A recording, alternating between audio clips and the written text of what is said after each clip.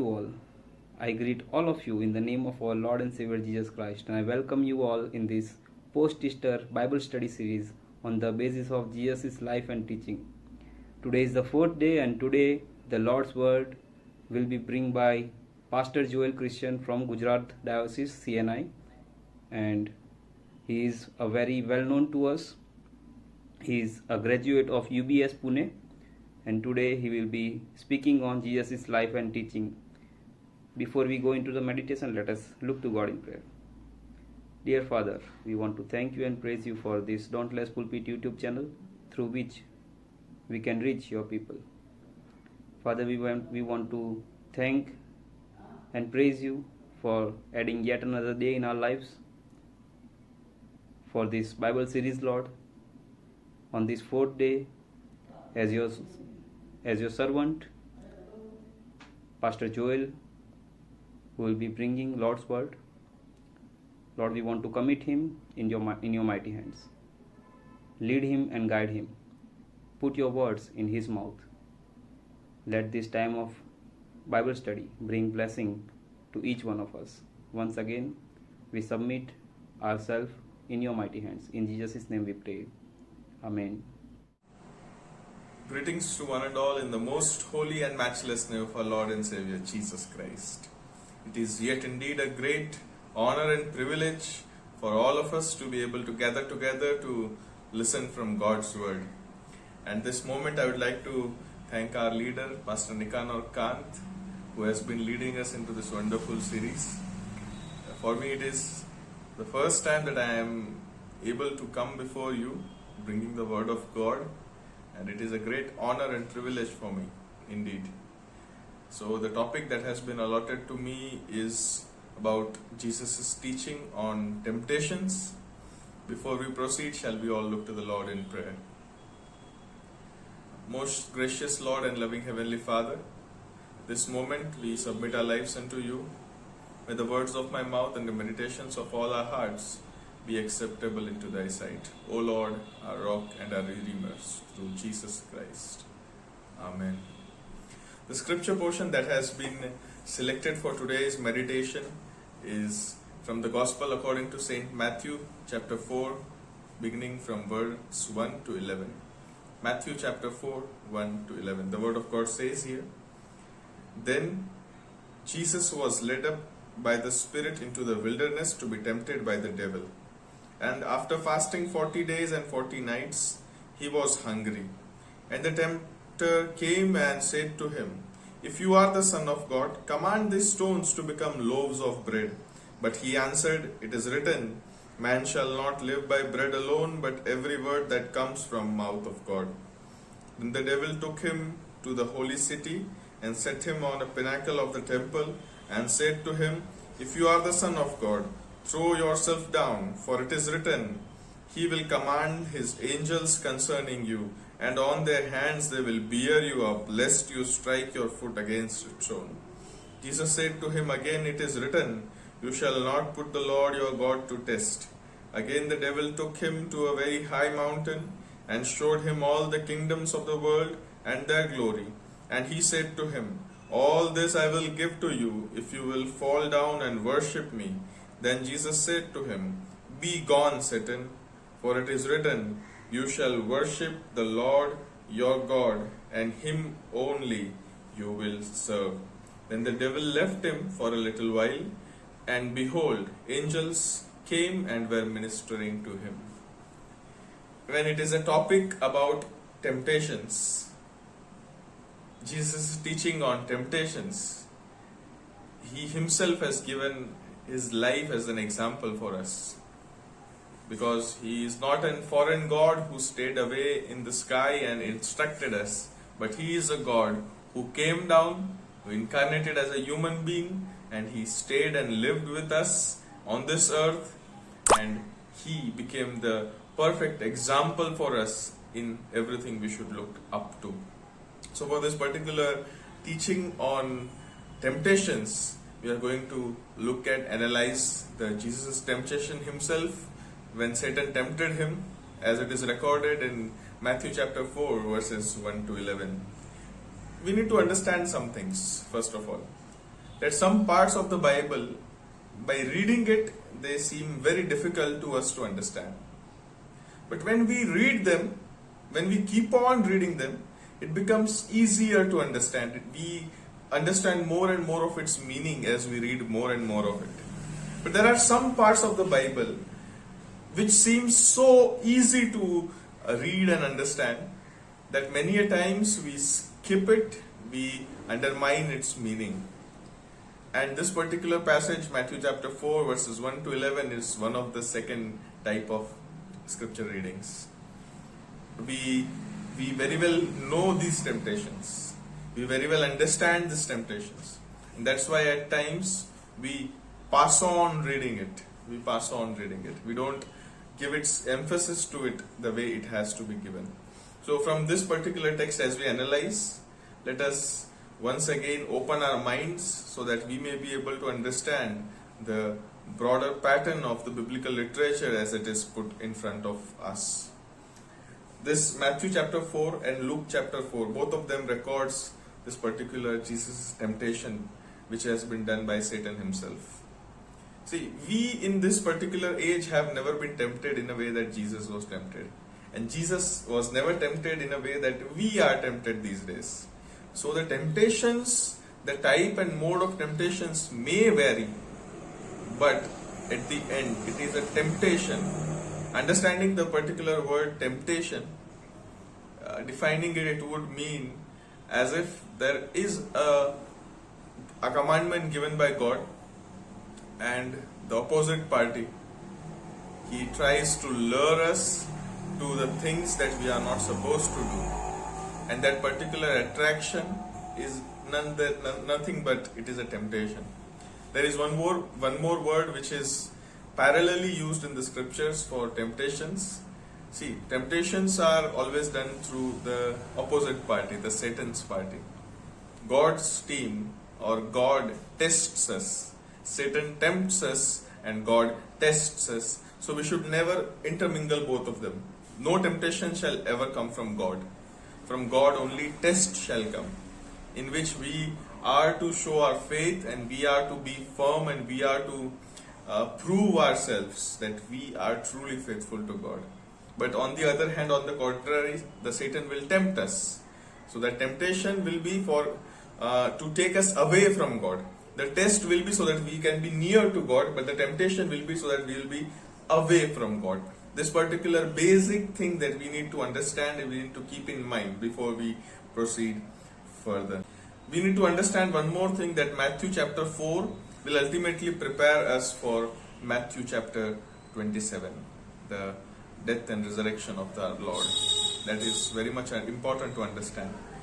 Here we need to understand first of all the background of the text, wherein we see that the chapter 3 has just ended with Jesus' baptism, and over there in the baptismal scene also we see that triune God, all of them coming together. Jesus Christ is in the river Jordan, the Holy Spirit is descending upon him in the form of a dove, and there is a voice from the heaven proclaiming that this is my beloved Son. So this particular scene is a scene wherein we see the Trinity together. So this particular situation has ended, the Trinity is at work over here, and now in the very next phase we see that it is written that the Spirit led him to the wilderness. The Spirit led him to the wilderness and to be tempted.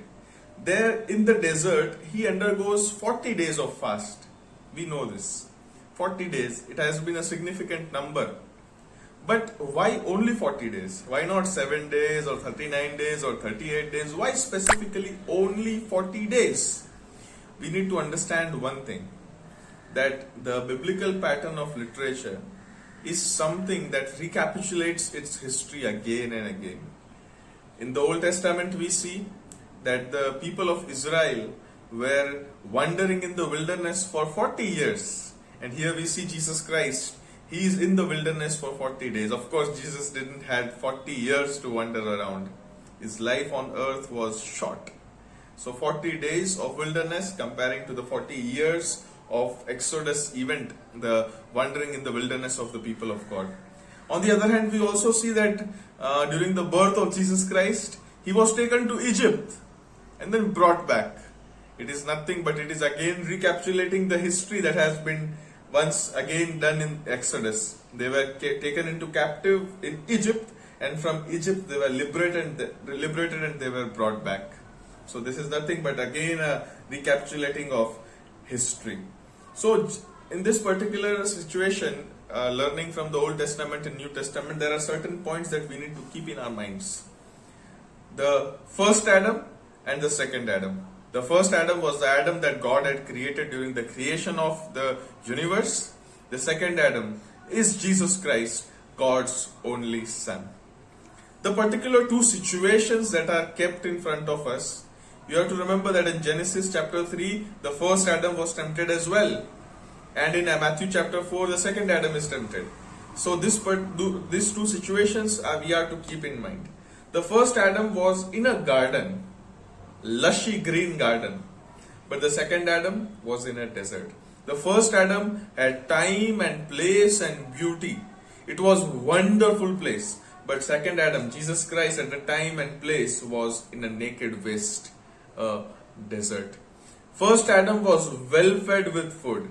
The second Adam was hungry. The first Adam was with a companion, his wife Eve. But the second Adam was all alone in a physical sense. The first Adam was in his comfortable space. He was with all the comforts possible. But the second Adam is scorched by day and chilled by night.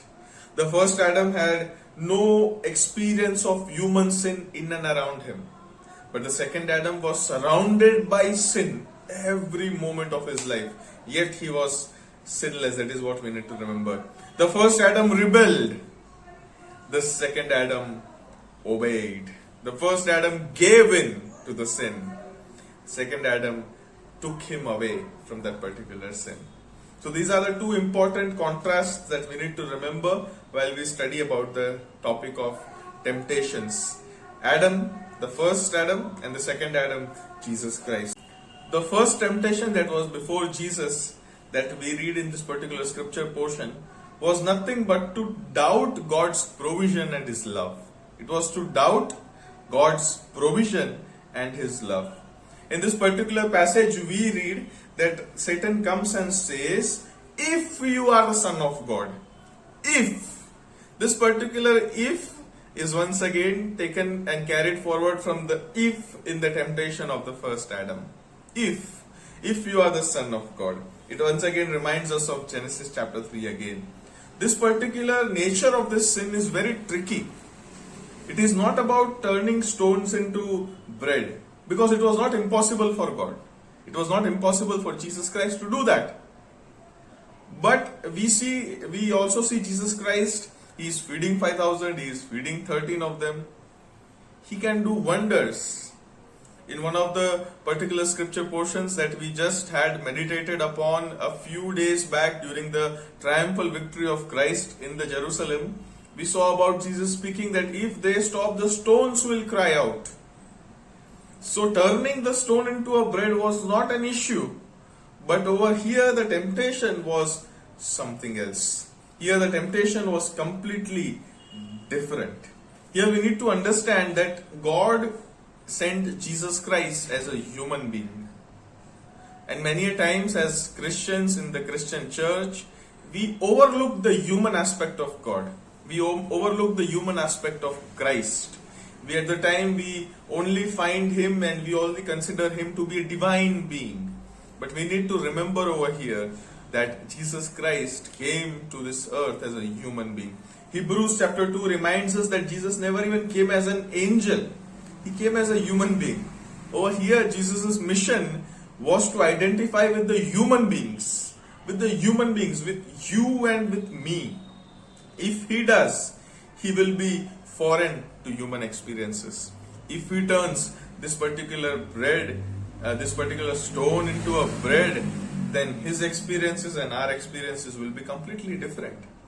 Over here, the temptation was to doubt God's provision and God's love in this particular way of alienating Him from the human experiences of hunger.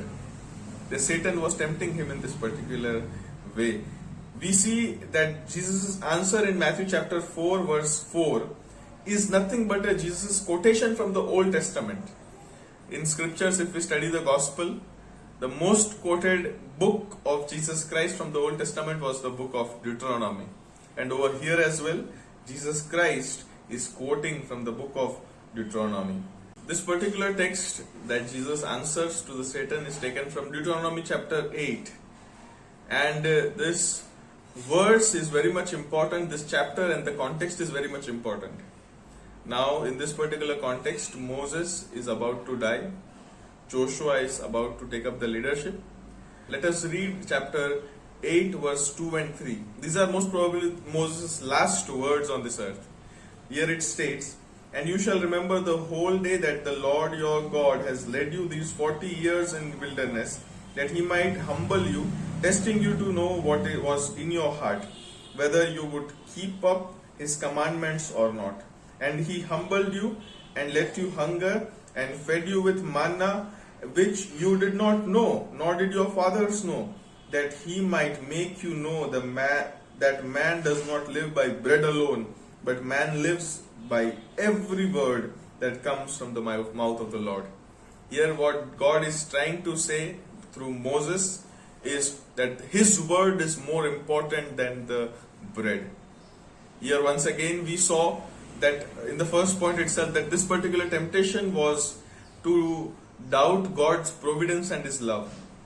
In Deuteronomy chapter 8 we see that after 40 years of God preparing the people of God, he is preparing them, he is testing them in his great providence.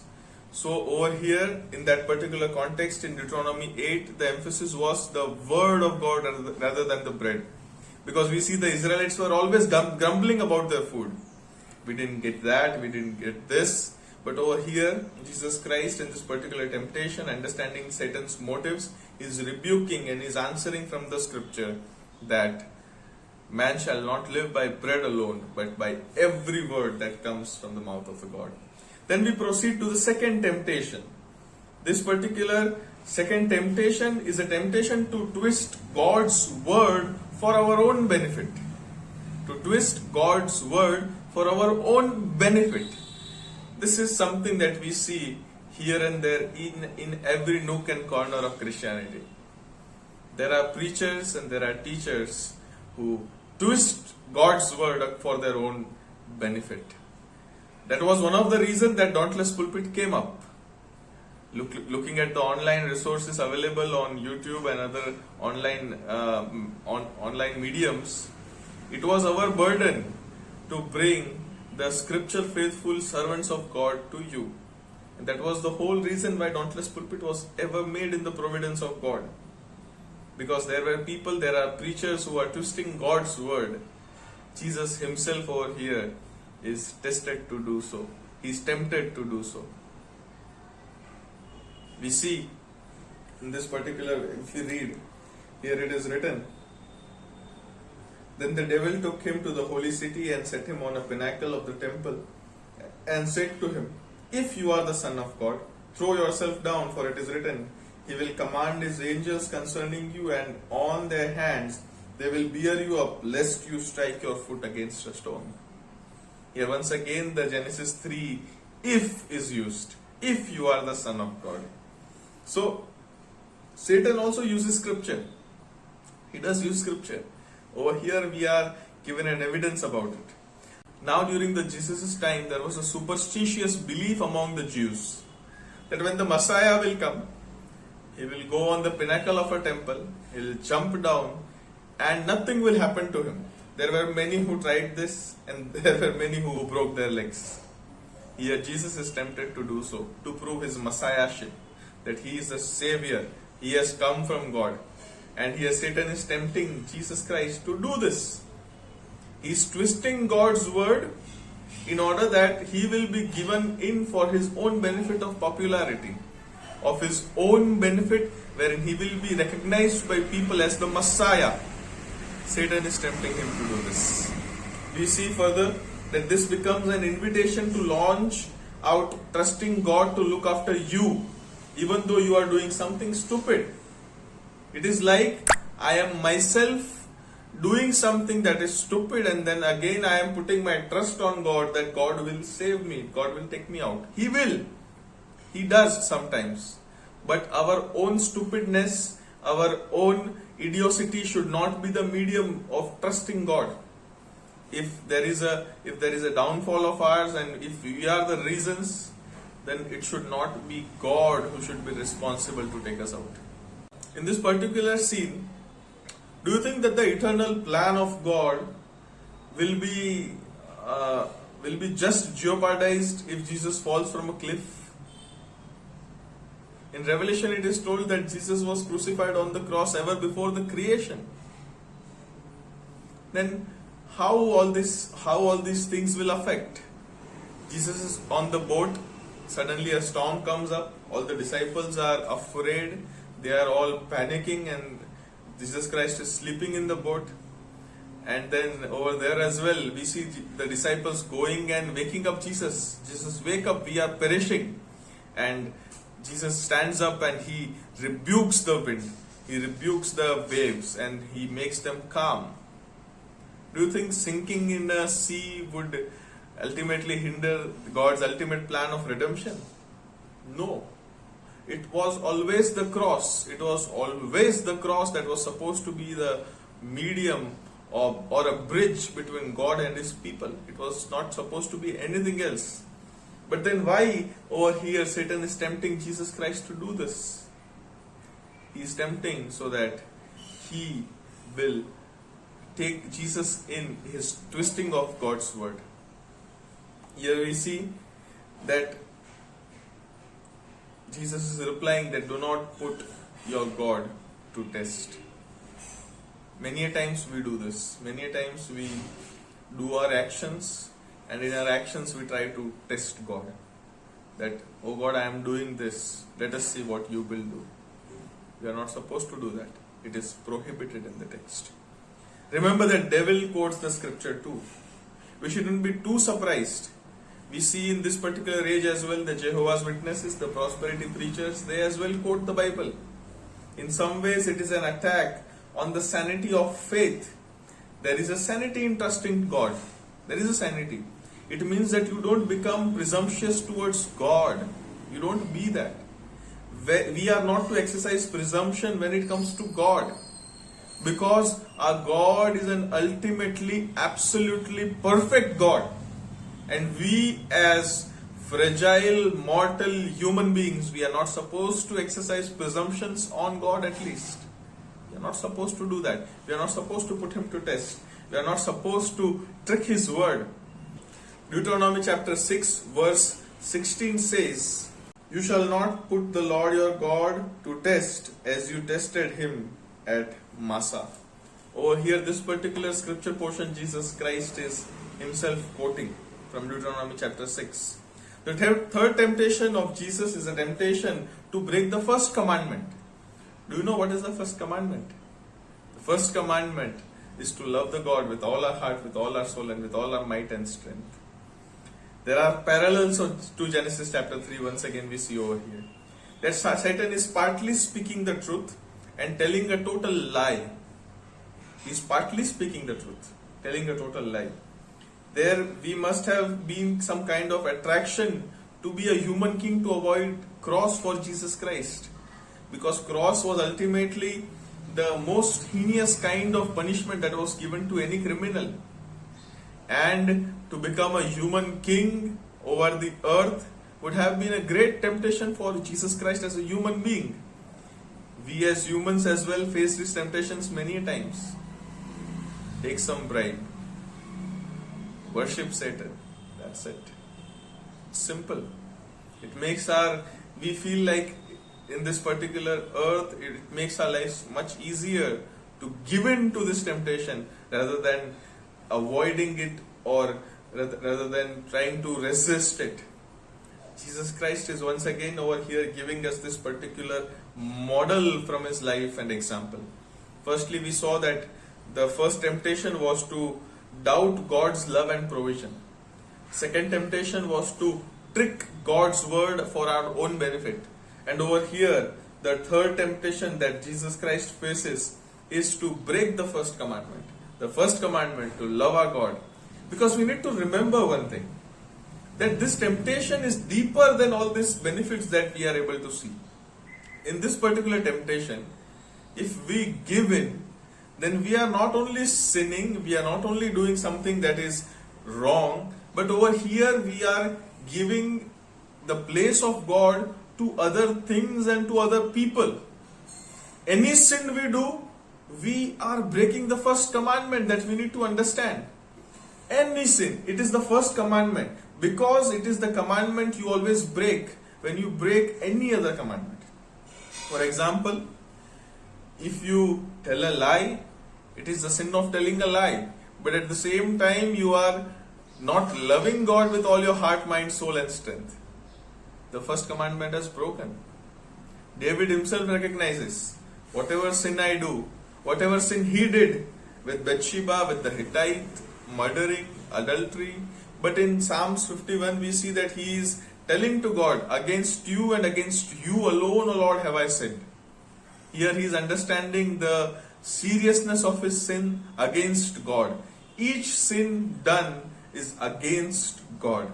It is only God who is unhappy in this whole case. People might be unhappy if you sin against them. And we do sin against people as well. But ultimately, primarily, each and every sin that we do is against God first. And in this particular third temptation, Satan is showing the kingdoms of this earth and telling Christ that it will all be yours, just kneel down and worship me. Are we tempted in this way? Are we shown the worldly desires and Satan tries to tempt us? He tries to show us these kingdoms and he tries to tell us that it is all yours, just worship me. Do we give in? Do we give in? Because if we do, if we give in to sin, then we are doing nothing but we are breaking the first and the most important commandment to love our God with all our heart, soul, mind and strength. Jesus Christ himself over here is resisting this particular temptation as well, because he says that it is written that you shall worship the Lord your God and him alone you shall serve. When we see this particular text in Deuteronomy, we need to understand the context once again. Moses, when he is preaching this, he is preaching it into a polytheistic context. In Paul's day as well, in Acts 17 we see it is a polytheistic context, where people believe the existence of other gods, where different nations have different gods over them. So in this particular situation as well, in Deuteronomy chapter 6 verses 1 to 4 and verse 13 it is written, now this is the commandment, the statutes and the rules that the Lord your God commanded me to teach you, that you may do them in the land to which you are going over to possess it, that you may fear the Lord your God, you and your son and your son's son, by keeping all these statutes and commandments, which I command you all the days of your life, and your days may be them, that it may go well with you, and you may multiply greatly, as the Lord, the God of your fathers, has promised you, in a land flowing with milk and honey.